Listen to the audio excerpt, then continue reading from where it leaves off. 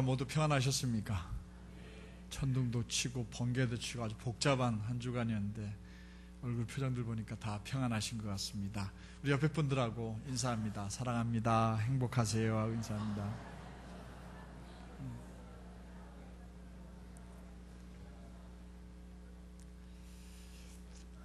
이제 곧 아이들이 방학을 시작할 것 같습니다. 교회에서는 이런 여름방학을 맞아서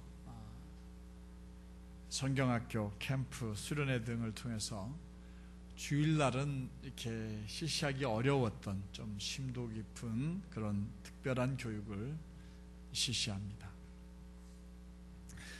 교회 여름교육을 위해서 수고를 다 하셔야 하는 우리 교회학교 선생님들과 또 봉사하셔야 되는 권사님, 또 여전대 회원 여러분들, 그리고 교육자들, 부장님들까지 하나님께서 여러분들에게 성령을 충만하게 허락하시고 또 지혜도 허락해 주셔서 또 믿음도 허락해 주셔서 앞으로 이 민족과 교회를 이끌어갈 하나님의 사람들을 잘 양육하는 어렵고 힘든 특별한 사명을 잘 감당하시기를 주님의 이름으로 축복합니다. 이제 이런 여름 행사를 우리가 진행하지만 사실은 요즘 교회 교육이 굉장히 큰 위기를 맞고 있습니다. 가장 큰 원인은 아무래도 사회적으로 저출산 문제가 언급되지 않을 수 없겠죠. 교육할 대상자들이 현격하게 줄어들고 있습니다. 비근한 예로 제가 섬기던 삼천포 선결교회 바로 옆에 100년이 훨씬 넘은, 그래서 제가 기억하기로는 102년 정도 된, 개교한 지 102년 정도 된 초등학교, 삼천포 초등학교가 있습니다. 한때는 한 학년당 학급이 15학급이나 되겠어요. 아이들이 너무 많아서 일부 오전 수업, 오후 수업 이렇게 나눠 했던 그런 학교인데 지금은 1학년을 한반 정원 25명을 다 못 채워서 17명, 18명 이렇게 받아서 한 학급을 운영하는 그런 학교로 전락하고 말았습니다. 이렇게 사회적인 현상이 교회에 그대로 반영될 수밖에 없죠. 그래서 농어촌 교회에서는 대부분 주일학교가 이미 사라진 지 오래입니다. 물론 외국에서 시집 온 분들이 자녀를 낳아서 시골에도 아이들이 조금씩 있지만 또 그 아이들이 언어 소통이나 이런 것이 좀 자유롭지가 못하고 또 신앙적인 교육을 잘 받지 못해서 거의 주일학교가 지금 시골에서는 사라져버린 그런 시대가 되었습니다. 그리고 도시 교회라고 해도 학교 교육에 애들이 떠밀려서 얼마나 공부하기 힘들어하는지 모릅니다. 또 주 5일제 근무를 실시하다 보니까 금요일 저녁쯤 되면 보따리 사서 어디 나가는 분들이 또 의외로 많고요. 또 주일날 시험 등을 이유로 사교육 때문에 또 집에서 붙잡고 시험 준비 때문에 주일학교가 상당히 운영하기 어려운, 그래서 교회들마다 교회 교육이 겨우 명맥을 이어가고 있는 그런 실정입니다. 이런 현실적인 문제를 고려하지 않은 채 왕년에는 우리가 할 때는 이렇게 많이 모였는데 왜 그러냐고 교회 교사들이 게으르니 열심히 부족하니 이렇게 비판한다는 것은 좀 객관성을 잃어버린 그런 지적이라 생각이 되어집니다. 오히려 이렇게 어려운 상황 속에서도 최선을 다하고 계신 우리 교회학교 선생님들을 위로하고 격려해 주시면서 교회 교육의 내실화를 위하여서 교육적인 지원을 아끼지 않으므로 한 영혼 구원도 참 중요하지만 우리들의 다음 세대, 우리들의 2세들에게 정말 바르게 신앙교육을 시키는 것이 중요한 그런 시대가 아닌가 하는 생각을 하게 됩니다. 실제로 초등학교에서 조사를 했더니 지금 교회 다니고 있는 아이들이 4%도 채 안 된다고 그래요. 앞으로 15년, 20년 뒤에 한국교회가 어떻게 될지 우리는 좀 그것을 비춰서 보면 어렵고 힘든 시기가 아닌가 하는 생각을 하게 됩니다. 그래서 교회 교육에 굉장히 모두들 관심을 가져야 합니다. 올해 2012년도 여름교육 주제가 말씀으로 제자되어 부흥하는 선결교회라고 하는 주제로 지금 교단에서 여름성경학교를 진행하고 있습니다. 오늘 우리가 읽은 본문의 말씀은 주제 성경입니다. 이런 주제로 다음 주 오는 주일 21일부터 유치부 성경학교가 우리 교회에서 시작이 되어집니다. 29일 주일부터 8월 1일까지는 우리 교회 청년들이 올해는 자체 수련회보다는 봉사하기 위해서 파주와 문산 쪽으로 가서 5개 교회, 어려운 교회들이 전도하는 데 어려움을 겪고 있다고 해서 각 교회들마다 특색 있는 전도 방법을 개발해 가지고 어떤 교회에서는 목공, 그러니까 뭐 제가 볼 때는 아마 집을 고쳐줄 건지 뭐 어쩔 건지 하여튼 목공을 배우고 있어요. 어떤 교회에서는 카페를 운영해서 이렇게 좀 전도를 했으면 좋겠는데 카페를 지금 준비하고 있고요. 어떤 교회는 풍선, 아트 풍선을 만드는 걸 하고, 또 어떤 교회에서는 아이들 볼때기에다 뭐 그려주고 손 뭐 이렇게 하는 거, 그런 것도 준비하고, 이렇게 해서 다양하게 이렇게 봉사를 하고 저녁에 같이 모여서 예배를 드리는 이런 아주 특별한 봉사 수련회를 준비하고 있습니다. 8월 5일부터 7일까지는 아동부 여름 성경 캠프가 8월 8일부터 수요일부터죠. 10일까지는 학생의 수련회가 이렇게 계획되어져 있습니다. 담임 목사로서 바라기는 특별히 하나님과 예수님 그리고 성령님을 인격적으로 만나고 경험하는 교육을 반드시 실시해달라고 부탁을 드리는 겁니다. 저도 오늘 어느 집사님을 붙들고 이야기를 했습니다마는 16년 전에 이 동안교회에 찾아와서 여름 수련회를 인도했었습니다. 그때는 학생들이 꽤 많았어요. 제가 학생회만 따로 부흥회를 집회를 했었는데, 그때 제가 예수님을 만나게 하기 위해서 너희들이 죽었다 해가지고 관을 짜가지고요, 관 속에다 집어넣고요, 유서 쓰게 만들고요, 관 속에 넣고 관을 꽝꽝 두들겼던 기억이 납니다. 그때 자기들이 자기 자신이 죽이는 경험들을 했고요. 그때 이제 선생님, 그때 그 경험했던 학생들 중에 우리 김민혜 집사, 김명 집사, 이런 사람들이 그때 제가 있었던 걸로 기억이 납니다. 그래요. 그래서 이렇게 여름 교육이 얼마나 중요한가 하는 것을 저는 너무 잘 알고 있습니다. 그래서 가급적이면 교회에서 성경학교를 하는 것보다 오히려 캠프를 데리고 나가서 밤새도록 아이들과 씨름하도록 이렇게 유도를 하고 있습니다. 오늘은 그래서 특별히 교회학교 교육주일로 교단적으로 예배를 드리고 있습니다. 교육 헌금을 드리는 것도 중요하지만 오늘 말씀을 통해서 교회 교육이 왜 얼마나 중요한지, 더 나아가 이번 여름 교육을 통해서 교회학교 교사 그리고 지도자들이 무엇을 어떻게 준비해야 할지를 함께 상고하려고 합니다. 그리고 동안교회 모든 성도들은 여름 교육이 안전하게 진행될 뿐만 아니라 자녀들이 주님을 인격적으로 만날 수 있도록 특별한 기도를, 중보 기도를 부탁드리고, 초등학교부터 청년에 이르는 자녀들에게 억지로는 잘 안 될 겁니다. 그러나 잘 얘기해서, 아니면 미끼라도 이렇게 제공을 해서, 선물이라도 공세를 해서, 그래서 이번 수련회에 많이들 참석할 수 있도록 잘 이렇게 유도해 주시기를 주님의 이름으로 부탁을 드립니다. 그렇다면 여름 교육 일정을 앞둔 우리 교회학교 지도자들, 즉 교육 목사, 교육 전사님들, 각 부서장님들과 또 선생님들과 학생들은 어떤 마음으로 이번 여름 교육에 임해야 할까요? 먼저 우리는 하나님 말씀을 철저하게 가르치고 하나님 말씀을 철저하게 배우는 여름 성경학교와 여름 수련회, 여름 교육 일정이 되어야 할 줄로 믿습니다. 하나님께서는 당신의 모든 백성들과 성도들이 경건한 마음으로 주의를 기울여서 하나님 말씀을 바르게 듣기를 원하십니다. 경청하기를 원하십니다. 그래서 하나님께서는 하나님의 사람들과 종들을 지도자로 세워서 하나님의 백성들과 성도들에게 말씀을 전하라고 말씀을 맡겨주셨어요. 그래서 강대상에 선 모든 사람들은 하나님의 말씀을 맡은 사람, 예언자가 되는 겁니다. 하나님의 말씀을 맡았어요. 그 맡은 말씀을 전하는 사람이 예언자가 되는 거죠. 그러므로 하나님 말씀을 바르게 가르쳐야 합니다. 바르게 전해야 합니다. 하나님의 말씀을 전해야 될 의무가 강단에 선 사람들이나 가르치는 사람들에게 있어요.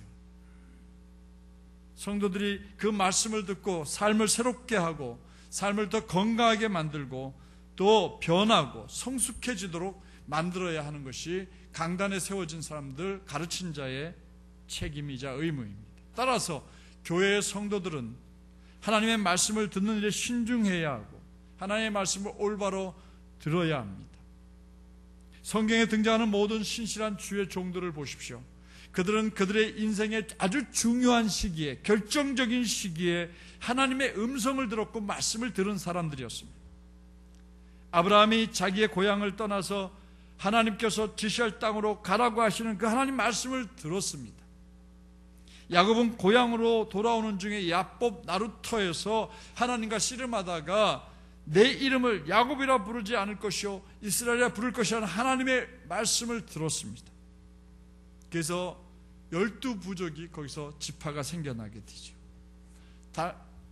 바울은 다메섹으로 가는 도중에 부활하신 예수님을 만나게 되고 그 말씀을 듣게 됩니다. 그 사건이 그의 일생을 바꿨고 기독교의 역사를 새롭게 만들었어요. 사도행전 9장 4절부터 6절까지 말씀을 세번역 성경으로 함께 읽어보도록 하겠습니다.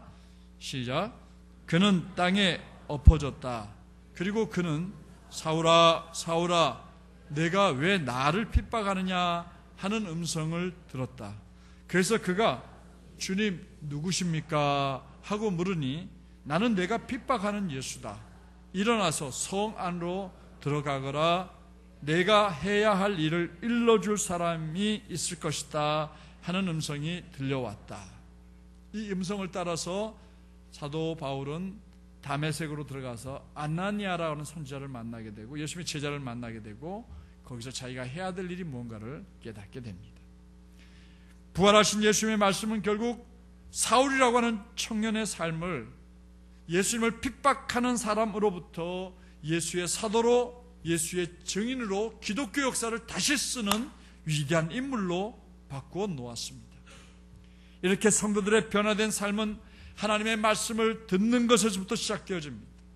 하나님의 말씀을 새겨 들을 때, 마음으로 들을 때 성도들과 학생들은 성숙한 그리스도인이 될 수 있습니다.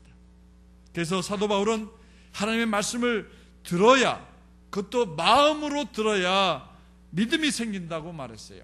로마서 10장 17절을 세번역으로 읽어봅니다. 그러므로 믿음은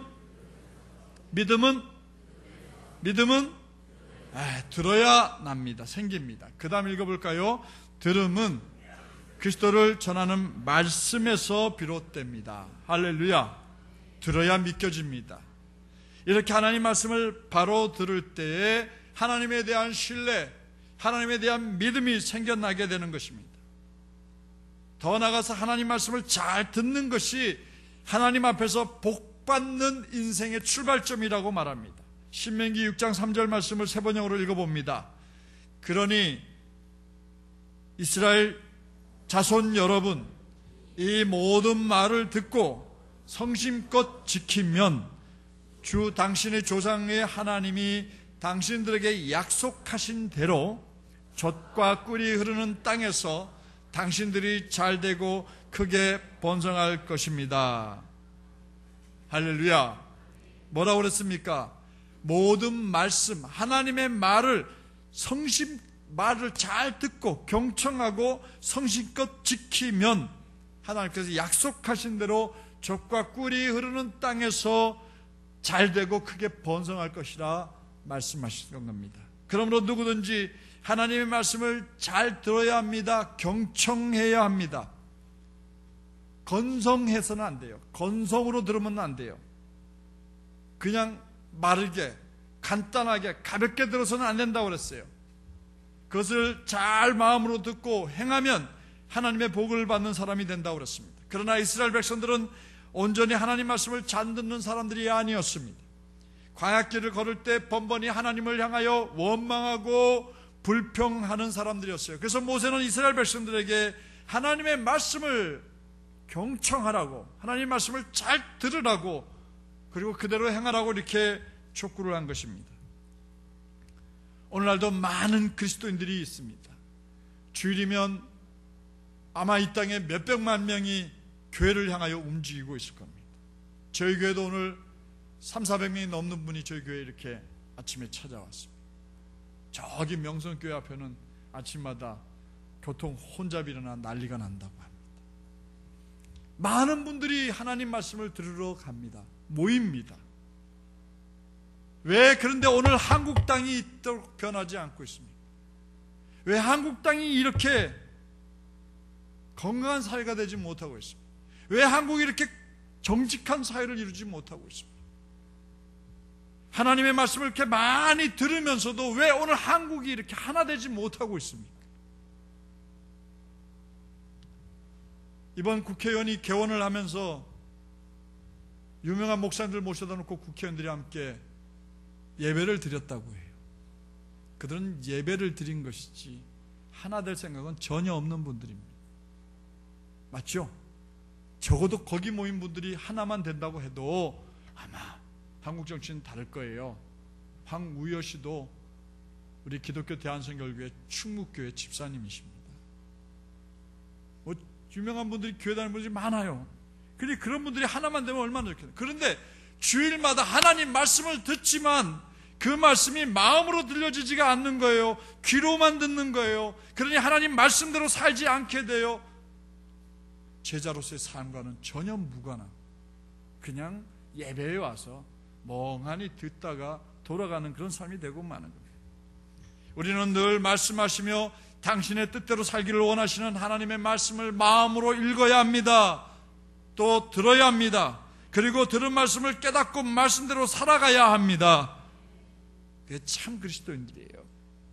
동안 교회의 이번 여름 교육은 교사들이 먼저 자신이 깨달은 하나님의 말씀을 마음에서 끄집어내야 합니다.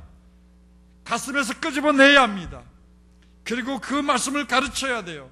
그 말씀을 학생들이 잘 듣고 우리 선생님이 그렇게 사셨구나, 하나님을 만나셨구나 하고 학생들이 하나님의 뜻을 깨닫고 그대로 행할 때 학생들이 비로소 진정한 예수님의 제자가 되고 그 제자들을 통하여 우리 교회가 부흥하게 될 것입니다. 그러므로 하나님의 말씀을 잘 가르치고 배우는 이번 여름 교육이 되기를 위해 기도해 주시는 여러분들 되시기 바랍니다. 더 나아가 이번 여름 교육은 하나님의 말씀에 순종하는 제자들을 만들어야 합니다. 그래야 그들의 삶이 변화되고 성숙해지게 됩니다. 하나님께서는 당신의 말씀에 순종하는 백성들이 되기를 원하십니다. 성경을 살펴보면 위대한 믿음의 선조들은 모두 하나님 말씀을 들었고 그 말씀을 듣기만 한 것이 아니라 순종한 사람들이었어요. 하나님의 말씀을 듣기 전에 아브라함은 갈대아 우르에서 우상을 만들어 파는 아버지 밑에 살았습니다. 장사가 잘 됐습니다. 부유했습니다. 아주 잘 살았습니다. 그러나 하나님께서 그를 찾아와서 그를 부르시고 내가 내게 지시할 땅으로 가거라 하고 하신 말씀에 순종하여 갈 바를 알지 못하고 그냥 벌떡 일어서서 아버지와 본토와 친척 있는 갈대아 우르를 떠나는 순간 아브라함의 생애는 젖과 꿀이 흐르는 가나안 땅 상수리 나무 아래에서 머무는 삶이 되어졌던 겁니다. 평생을 바닷가에 살면서 고기나 잡아서 그저 가족들을 먹여 살리는 일이 천직이라고 생각했던 베드로와 안드레, 야고보, 요한은 예수님을 만나서 그분의 말씀을 듣기 전에는 갈릴리 호숫가의 어부들이었습니다. 그러나 그들이 예수님을 만났어요. 나를 따라오너라, 내가 너희를 사람 낚는 어부가 되게 하리라는 말씀을 듣고 그 말씀에 순종하여 그들이 배와 그물과 심지어 아내와 자식과 모든 것을 버려두고 예수님을 따라가자 그들의 삶이 의미 있는 삶으로 변했습니다. 사람들의 인생을 바꿔주는 사람으로 변했습니다. 하나님 나라의 소식과 예수의 복음을 전함으로 영원히 지옥 흥벌에 빠져야 될 그 사람들을 건져내는, 낚아 올리는 사람으로 변했습니다. 증거자가 된 것입니다. 결국 우리들은 바르고 온전한 자세로 하나님 말씀을 경청해야 합니다. 그리고 그 말씀이 뜻하는 바대로 삶을 변화시켜 순종하며 결단해야 합니다. 말씀이 여러분들 마음속에 새겨지면 그래 그렇게 해보자 하고 결심하세요. 그리고 그 말씀대로 순종하세요. 그래야 삶의 변화가 일어나는 거지. 들을 때는 맞아, 해야지, 오라, 아멘 해놓고 나갈 때 거듭나 버리면 안 됩니다. 아니 그렇게 은혜 받고 가시는 분들이 꼭 교회를 났으면 거듭나 버려요. 그래서 옛날로 돌아갑니다. 그렇게 되면 안 돼요. 말씀을 들었습니까? 정말 의지를 가지고 결단해야 합니다. 그리고 삶을 바꿔야 합니다. 순종해야 합니다. 그렇게 할 때에 변화될 뿐만 아니라 성숙한 신앙인들이 되어서 다른 사람들에게 유익을 주는, 나만 위하여 살아가는 사람이 아닌 다른 사람을 위하여 사는 사람으로 바뀌어진다는 겁니다. 희생이 얼마나 귀한 것이고, 헌신과 봉사가, 섬김이 얼마나 아름다운 것이고, 다른 사람을 위하여 사는 삶이 얼마나 귀한 것인가를 깨닫게 되어서 내가 버는 것의 일부를 다른 사람을 위해 쓸 줄도 알고, 다른 사람의 유익을 위하여 내 삶을 드릴 줄 아는 사람이 되어진다는 것이요. 하나님의 말씀을 듣고 순종한다는 것은 하나님의 말씀에 동의하고 결단하는 것을 말합니다. 예수님께서도 십자가의 길을 가기 전에 그런 육신을 가진 당신에게는 너무나 고통스럽고 힘든 일이 한 가지 있었어요. 예수님이 그에게 뭘 원했습니까? 네가 십자가를 지거라. 그 길이 얼마나 고통스러운지 그 당시 십자가 형틀에 매어 죽는 사람을 예수님은 보고 있었습니다. 로마 정부에 반역하는 이들을 잡아서 십자가에 매달려서 죽이는 것을 봤어요. 예수님 알고 계십니다. 이게 얼마나 고통스러운 일인지를요. 그래서 겟세마네 동산에서 예수님은 엎드려 기도를 드립니다. 마태복음 26장 42절을 한번 세번역 성경을 뭐라고 기도를 드렸는지 한번 읽어보도록 하겠습니다. 시작. 예수께서 다시 몇 번째로? 두 번째로 가사 기도하셨다. 나의 아버지, 내가 마시지 않고서는 이 잔이 내게서 지나갈 수 없는 것이면 아버지의 뜻대로 해 주십시오. 아버지의 뜻은 뭡니까? 네가 마시거라. 뭘 마시라는 말입니까? 십자가 위에서 쏟아내는 그 피의 잔을 네가 감당하거라. 우리가 읽은 성경 구절은 예수님께서 두 번째 드린 기도였지만 예수님께서는 이 기도를 똑같이 세 번씩이나 반복해서 기도해 드렸어요. 한 번 하고 그만둔 게 아닙니다. 얼마나 안타까우면, 얼마나 마음으로 힘들고 고통스러우면 이 기도를 세 번씩이나 반복하셨겠습니까? 그리고 하나님께서 원하시는 것이 자신이 십자가 지는 것을 깨달았는 순간 예수님께서는 하나님의 뜻에 순종하여 많은 사람을 살리기 위한 십자가의 길을 걸어가셨던 것입니다. 저도 그랬어요. 하나님 꼭 저여야 합니까? 그리고 기도를 드렸습니다. 예수님은 3번 기도드렸지만 저는 또 무지한 놈이라서 10번은 더 기도를 드렸을 거예요. 주님이 가라고 하셨습니다. 그리고 왔습니다. 이 길이 하나님께 영광된 길임을 저는 믿습니다. 그래요. 예수님이 이런 순종하는 모습에 대해서 사도 바울이 뭐라고 그것을 평가해 놓은지 아십니까? 로마서 5장 19절을 보십시오. 이렇게 세 번역 성경으로 이렇게 성경에 써놓았습니다. 읽어보겠습니다. 한 사람이 순종하지 않음으로 말미암아 많은 사람이 죄인으로 판정을 받았는데 이제는 한 사람이 순종함으로 말미암아 많은 사람이 의인으로 판정을 받을 것이다. 그런데 이 성경을 가볍게 보시면 안 돼요. 한 사람이 순종하지 않음으로 말미암아 많은 사람이 죄인으로 판정을 받았다라고 과거형을 썼습니다. 그렇다면 여기 말씀에 순종하지 않아서 많은 사람을 죄인 떼게 만든 그 사람은 누구입니까? 아담입니다. 아담. 그런데 이제는 한 사람이 순종해서 자기의 뜻을 적고 하나님 말씀에 순종하여 많은 사람을 의인으로 판정을 받게 만드시는 분이 있었습니다. 그분이 누구입니까? 예수님이. 근데 여기 보니까 판정을 받을 것이라고 미래형을 썼습니다. 그것은 뭐냐? 예수를 믿는 사람들만 그렇게 판정을 받게 된다는 거예요. 그러므로 성도들과 이번 여름 교육 일정에 참여하는 모든 학생들은 먼저 하나님의 말씀을 잘 가르쳐 듣고 순종하게 해야 합니다. 마음에 새겨듣지 못하면 절대 믿음이 생기지 않게 되고 믿음이 생기지 않으면 순종을 못하게 됩니다. 순종은 하나님 말씀이 귀에만 들리는 들음이 아니에요. 귀로 들으면 순종이 일어나지 않아요. 마음에 새겨들은 들음이 있을 때만 순종이 가능합니다. 순종하려고 하면 마음으로 들어야 합니다. 마음으로 듣고 그것을 인정하는 순간 그것을 마음에 수용하게 될 뿐만 아니라 긍정적이고 적극적인 반응을 보이게 되는데 이것이 바로 순종입니다. 이 순종은 하나님의 뜻과 하나님의 말씀에 나의 생각과 의지와 결단과 뜻을 맞추는 것을 말합니다.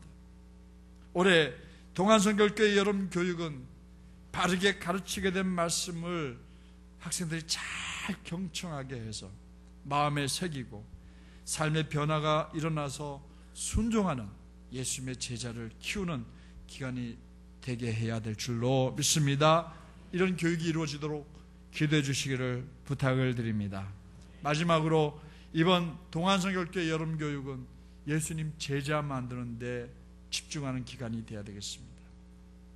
하나님의 말씀을 듣고 마음의 새김으로 순종하여서 삶의 변화를 가져온 사람들을 가리켜서 뭐라고 얘기하냐면 예수님의 제자 이렇게 부릅니다. 그러면 제자들은 예수님의 뜻을 따라서 예수님이 가신 길을 따라가며 복음을 증거하는 삶을 살아가는 사람들이 되는 겁니다.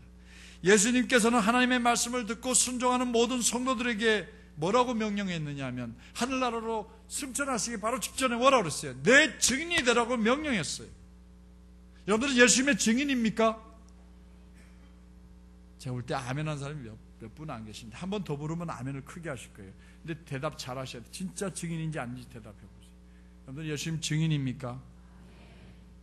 적어도 아멘 하신 분은 이렇게 살았어야 해요. 왜냐하면 증인이란 말은 여러분들 본 거를 얘기하는 사람이거든요. 경험한 걸 얘기하는 사람이잖아요. 이 앞에 나가다가 사고가 꽉 났어요. 그럼 여러분들은 증인할 수 있어요, 없어요? 근데 여기서 밥 먹는 사람들은 증인할 수 있어요, 없어요? 못하죠. 건너 들은 얘기를 해야 되니까. 진짜 봤습니까? 이거부터 묻잖아요. 그러니까 봤으면 인터뷰 하잖아요. 예? 그러면 증인이 된다는 거는 뭘 얘기해요? 여러분들이 살아가는 동안에 예수님의 살아계심이 경험되어졌느냐는 말이에요. 예수님을 여러분들이 인격적으로 만났느냐는 말이에요. 예수님 만나서 여러분들에게 뭐라고 말씀하시던가? 예수님 만난 여러분들은 어떻게 삶이 바뀌던가요? 예수님의 십자가 앞에 엎드렸을 때 여러분들은 어떤 고백을 했습니까? 그 예수님의 십자가 앞에서 예수님이 뚝뚝 떨어뜨리는 피를 여러분들이 경험했을 때 여러분들 뭐라고 말씀을 드렸습니까? 뭘 결단했습니까? 예수님의 부활이 믿겨지십니까? 내가 예수님의 부활을 믿었더니 어떻게 삶이 바뀌었습니까? 예수님이 재림하실 거라는 믿음이 생겼더니 그래 오늘 내가 살아가는 삶이 어떻게 변하더라? 뭐 증언할 게 있어야 될 거 아니겠어요? 그게 증인이에요. 교회 와봐. 그렇게 너무 좋아. 이건 증인이 아니에요. 예수님이 나를 어떻게 바꿔놨는지, 내가 경험한 만난 예수님이 어떤 분이신지를 이야기할 수 있을 때 그 사람이 증인이라고 얘기하고 그 사람은 제자가 되는 거예요. 증인이 되는 건 오직 제자들만 할 수 있어요. 예수님을 따르는 무리들이나 예수님에 대해서 조금 알 수 있는 사람들이 할 수 있는 일이 아니에요. 목숨 걸고 예수 전하려는 사람들은 오직 제자만 할 수 있는 일이에요. 이 땅에 오신 예수님은 당신을 이 땅에 보내신 하나님의 뜻에 순종하는 삶의 본을 제자들에게 보여주셨습니다. 이렇게 예수님께서 보여주신 순종의 삶의 모습을 제자들이 본받은 거예요. 그래서 십자가에 거꾸로 매달려 죽는 사람, 목이 잘려 죽는 사람, 뱀에 물려 죽는 사람, 그런 사람들이 생겨나는 거예요. 근데 우리는 예수의 제자라고 하면서 우리가 하나님께 우리의 삶을 드리는 걸 아까워하고 있잖아요. 그게 사실 여러분이나 저나 막상 제자입니까? 라고 물으면 선뜻 대답하기가 두려워요. 그냥 우리는 믿는 사람이고 싶어요. 그냥 따라가다가 천국 가는 사람 되고 싶지 제자는 되고 싶지 않죠. 그죠? 솔직히 말합시다. 그냥 목사가 묻는 말이니까. 예수님 잘 믿었어요. 하나님 물질복을 무지무지 잘 주셨어요. 많이 주셨어요. 그거 누리고 이 땅에서 그냥 편안하게 살고 처자식 데리고 잘 살고 배불리 먹고 살다가 주님 오라 하실 때 꼴까닥 하고 가가지고 그래도 천국 가잖아요. 왜요? 예수 믿었으니까. 그런 사람이 되고 싶지 뭐 내 거 다 드리고 뭐 삶을 들여서 뭐 아프리카에 가다가 거기서 죽고 뭐 숨겨고 이런 거 별로 안 하고 싶죠. 그죠? 아멘 하시기 바랍니다. 그 봐요. 아멘 하시는 분들 계시죠. 사실 어려워요. 그러나 생각해 보세요. 우리의 삶의 현장에서 우리가 그리스도의 증인이 되어 살기 위해서 내 것 죽이고 내 것 양보하고 하는 건 사실은 어려운 문제는 아니에요. 내 자존심 꺾으면 되고 내가 내 것 쓸 것 중에서 두세 개를 아껴서 그리스도를 위하여 쓰면 나는 정말 훌륭한 그리스도인이 되어가는 거예요. 근데 그걸 우리가 잘 못하거든요. 여지껏 그렇게 할 것을 잘 못 배웠다면 이제 앞으로 우리의 삶은 그런 삶이 되어야 할 줄로 믿습니다. 누굴 만나든 예수님이 내 삶 속에 어떻게 살아오셨고 내 삶을 어떻게 바꿨는가를 얘기할 수 있는 진짜 제자가 되어야 될 줄로 믿습니다. 그래서 예수님께서는 하늘로 올라가시 전에 이렇게 마지막으로 부탁하셨어요. 마태복음 28장 19절 20절 말씀이에요. 세 번역 성경 읽어봅니다. 시작. 그러므로 너희는 가서 모든 민족을 제자로 삼아서 아버지와 아들과 성령의 이름으로 세례를 주고 내가 너희에게 명령한 모든 것을 그들에게 가르쳐 뭐하게 하라? 뭐하게 하라? 지키게 해야 합니다. 지켜야 합니다. 여러분들도 지키고 있어야 합니다. 그 다음 말씀을 읽어보죠. 내가 너희에게 명령한 것을 해라. 보아라. 시작. 보아라. 내가 세상 끝날까지 항상 너희와 함께 있을 것이다. 아멘. 결국 예수님께서는 자신이 살았던 삶 그대로 우리가 이 땅에서 순종의 삶을 이어 제자의 삶을 살아가기를 원하십니다. 복음을 듣고 예수를 영접한 사람들은 또 다른 제자를 만들어 그들이 예수님을 가르쳐 주신 모든 것을 지킬 수 있게 해야 합니다. 여러분들은 계주의 선수들입니다. 여러분들 손에는 복음이라고 하는 바톤이 들려져 있어요. 뛰어가서 이제 어떻게 해야 돼요? 성실하게 잘 넘겨줘야 합니다. 그러면 이거 넘겨받는 거 잘못하면 경기에서 집니다. 잘 넘겨줘야 합니다. 또 다른 충성된 종들에게 이 복음의 바톤을 넘겨주고 그리고 최선을 다하는 겁니다. 그러면 다른 사람들은 또 그걸 들고 뛰어서 다시 한번 넘겨주게 되죠. 그래요. 이것이 제자로 사는 삶입니다. 이렇게 살아간 한 분이 우리 선결교단에 계십니다. 그분이 바로 우리 선결교단의 스승이라 할 수 있는 이성봉 목사님이십니다. 기독교 대한선결교회는 한국인에 의해서 시작된 교단이라고 여러분들 알고 계시죠? 한국 사람들이 두 사람이 일본에 건너가서 일본에 가서 김상준, 정비란 두 분이 건너갔다가 미국에서 일본을 선교하기 위해서 온 OMS라는 선교단체에서 온 분들이 세워놓은 동양 성서학교에서 공부를 하고 한국에 돌아왔어요. 그리고 와가지고는 열정이 생겨서 그냥 전도로만 했어요. 뒤에다 북을 뿡짝뿡짝뿡짝 치고 들고, 옛날에 약장수 있지 않습니까? 발팔 쿵쿵 치고 막 북을 치고 다니면서 예수 믿으라고 하던, 그렇게 하면서 그 이웃에 있는 교회들한테 다 보내주다가 우리도 같이 모여서 예배를 드렸으면 좋겠습니다 해서 세워진 교단이 기독교 대한선교교회입니다. 이 교단에 그 당시에 유명한 부흥 강사 한 분이 계셨는데 이성봉 목사님이십니다. 사진을 제가 준비를 못했는데 수염이 나신 아주 정말 멋진 분이세요. 이분은 예수님의 정말 참제자였습니다. 목사님은 철저하게 하나님 말씀에 순종하며 살았습니다. 열심히 복음을 전하며 위대한 부흥 강사로 살았습니다. 그는 평생 복음을 전하며 살았습니다. 목사님이 방방곡곡으로 복음을 전하다니지 한국교회에 놀라운 부흥이 나타났습니다. 이성봉이라는 이 한 사람이 변화되어 제자로 살아가자 한국 교회와 만주, 일본, 심지어 미국의 영향까지 미쳐서 큰 부흥을 이루게 됩니다. 목사님은 항상 한 손에 이렇게 성경책을 들고 다니셨어요. 수염을 기르시고요. 기도 나지막 하신 분. 그리고 항상 주먹을 이렇게 쥐고 계시고. 누가 물었어요. 누가 싸울 일이냐고. 왜 자꾸 주먹을 쥐고 다니시냐고. 뭐라고 그랬을까요? 주님 손 붙잡고 다니는 거라고. 그리고 집회 가서 사례비 주면은 사모님 불러가지고 어려운데 애들하고 쓰라고. 나는 많다고 다 맡겨 살았어요. 하나님께서 그를 복 주신 거죠. 그래요. 이성모 목사님 같이 참된 제자 한 사람, 그 사람이 제자로서 온전한 삶을 살 때 교회의 부흥이 비로소 가능해짐을 믿으시기 바랍니다. 그러므로 이번에 우리 주일학교 학생들과 우리 여기 앉아있는 청년들 그리고 학생들은 이번에 예수님 앞에서 제자 되기를 다짐해야 될 줄로 믿습니다. 말씀을 마칩니다. 오늘은 교회 교육주일입니다. 우리는 우리가 먼저 하나님 말씀을 듣고 순종하며 하나님 뜻대로 만민에게 복음을 전하는 참 제자가 되겠노라 다짐해야 하겠습니다. 그리고 이번 여름 교육 일정에 참여하는 모든 어린이들과 청소년들도 하나님 말씀에 귀를 기울이고 그 말씀대로 순종하며 때를 얻든지 못 얻든지 복음 전하는 제자의 삶을 살아가도록 만드는 이번 수련회가 되고 이번 여름 교육이 되도록 여러분들이 기도해 주실 주님의 이름으로 부탁을 드립니다. 기도하겠습니다. 이 시간에 우리 여름 교육 일정을 위해서 함께 통성으로 기도하겠습니다.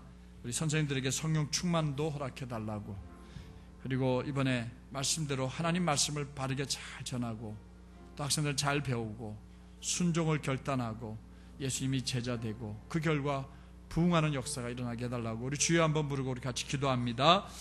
주여, 살아계신 하나님, 오늘 교회 교육주의를 맞아서 어린 학생들이 방학하기 전에 우리가 함께 하나님 앞에 이번 교육 주제가 뭔지 그리고 무엇을 해야 될지를 우리가 함께 상고하였습니다. 우리가 물론 중보 기도해야 합니다마는 하나님, 우리는 이번 교육이 하나님 말씀을 중시하는 교육이 이루어지기를 원합니다. 그들이 하나님 말씀을 마음으로 잘 새겨듣게 하여 주세요. 그리고 그들이 그 말씀을 통하여 하나님을 만나고 예수님을 만나게 하여 주세요. 그래야 변하게 해주세요. 그리고 하나님 말씀에 순종하며 하나님 말씀대로 살아가는 사람들로 만들어주세요. 그래야 앞으로 우리 교회를 통하여 그 아이들을 통하여 이 나라 이 민족이 그리고 이 땅의 복음이 계속 전해줄 수 있지 않겠습니까? 참 제자가 되기를 원합니다. 예수님 전하며 사는 사람들이 되기를 원합니다. 예수의 증인들이 되기를 원합니다. 주여, 그들을 만져주시옵소서, 만나주시옵소서, 말씀하여 주옵소서, 그들의 삶 속에 변화를 허락하여 주시옵소서. 이번 하나님 귀한 여름 모든 교육 일정 가운데 함께 하시되 우리 교육자들에게는 성령의 충만함을 허락하여 주셔서 말씀을 전하는 이마다 뜨거운 마음으로 복음을 심게 하여 주시옵소서.